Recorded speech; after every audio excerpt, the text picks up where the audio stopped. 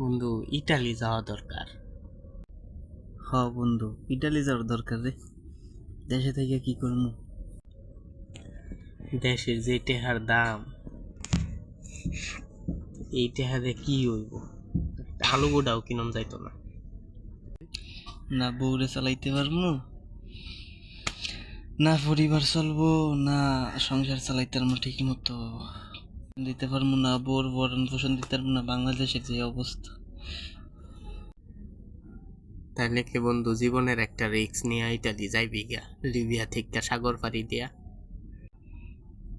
মন্টুছে বন্ধু, জীবন মানে রিক্স। একটা গান আছে না, জীবন মানে যন্ত্রণা, মানে কি জীবন মানে রিক্স। এখন ইটালি যাওয়ার দুইটা পথ আছে, একটা হইলো লিবিয়ার থেকে ইটালি, আর একটা হইলো গিয়ে সার্বিয়া দিয়া। বন্ধু আমরা দুই দেশের কোন এক দেশ দিয়া রওনা দিয়া লাই। হ বন্ধু, লও জীবনের রিস্ক একটা লই আইলুই এবার।